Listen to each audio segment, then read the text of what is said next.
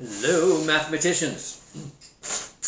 Okay, mathematician roll call, roll call, roll call, roll call. If you are a mathematician in room, come on down. If you are a mathematician in room, come on down. I have a shaky rattle banana today. If you are a mathematician in room, come on down. If you are a mathematician in room, come on down. If you are a mathematician in room, come on down. Welcome, mathematicians. Okay. I didn't read a book yesterday. I don't have any addition books right now, but I do have some number books that I do want to show, and then looking at today's work. So, first I'm going to start with the book. It is a kind of addition and subtraction kind. It's called Seven Blind Mice by Ed Young.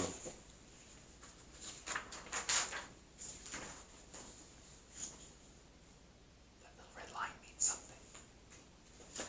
Ed Young, Seven Blind Mice. You can see that there are mice tails in the black darkness, and each one's a different color. One day, 7 blind mice were surprised to find a strange something by their pond. "What is it?" they cried, and they all ran home.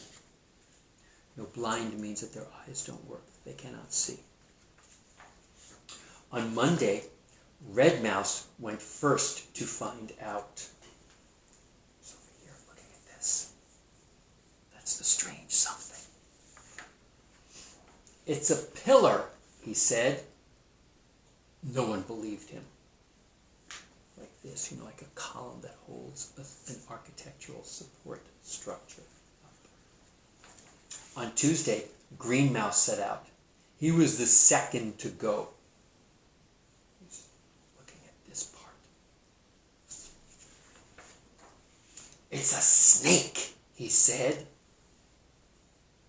See how the shapes, because he's blind, he can't see. So he's touching and listening. See where he's thinking it's a snake. "No," said Yellow Mouse on Wednesday. "It's a spear."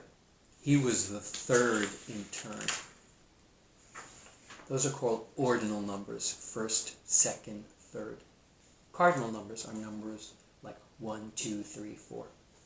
Ordinal numbers. He was the third in turn.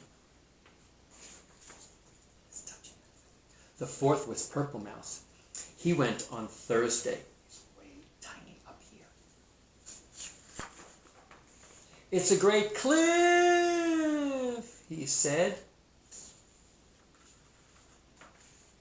Orange Mouse went on Friday, the fifth to go. "It's a fan," he cried. "I felt it move." The sixth to go was Blue Mouse. This part. He went on Saturday and said, "It's nothing but a rope." See the similarity between that part and that part? You know what it is that is near their pond? But the others didn't agree. They began to argue. A snake, a rope, a fan, a cliff. Until on Sunday, White Mouse, the seventh mouse, went to the pond. When she came upon the something, she ran up one side and she ran down the other. She ran across the top and from end to end. "Ah," said White Mouse, "now I see.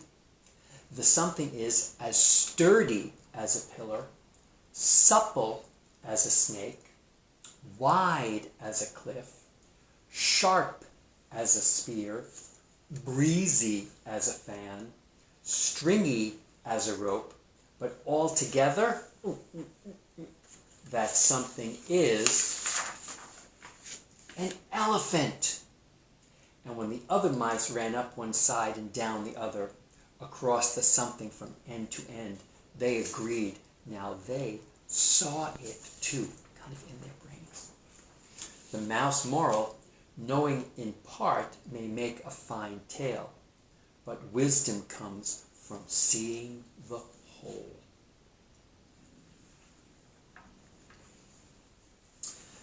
So I kind of thought about that in light of the work we're doing, and that we're looking at numerals, the printed parts. We're looking at understanding comparing amounts or sets. We're using tools.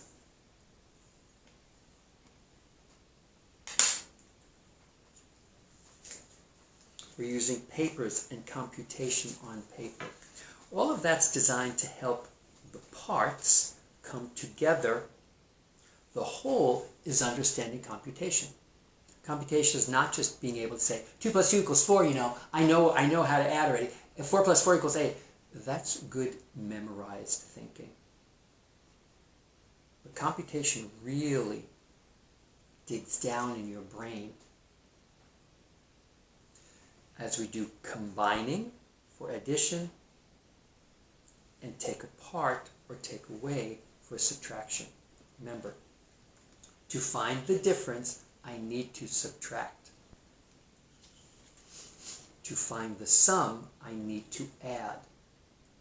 Sometimes you'll see the symbol, like the plus or the minus, and that helps you know if you remember which one means which one and what you do with which one. But sometimes it's listening to story problems. And story problems are good practice when you're in school, but when you're a grown-up, you don't have story problems, you have problems to solve. And then you have to know, which math computation do I do? Remember the 4 operations? Addition, subtraction, multiplication, and division. And so we continue our work of looking at addition and subtraction together today. The sheets we're working on, this one is called Fun Flip Addition. It's a cut and paste. We have this page for subtraction. Fun kind of party page. Subtraction and minus symbols. Good, solid, repetitive practice. This is called drill, when you do something over and again. And the idea is to make it be more exact in less time. A bit of a challenge page. This is a string. It means it's not just an 8 minus 2 equals. Well, then you subtract a little bit more, and then you get an equals, and then you put a numeral in, and then you keep subtracting. And then this is a very fun, with several different problem challenges on it, in different ways of doing addition and subtraction. Okay, if you're ready for those, the first one we're going to get ready to do is this one coming up next.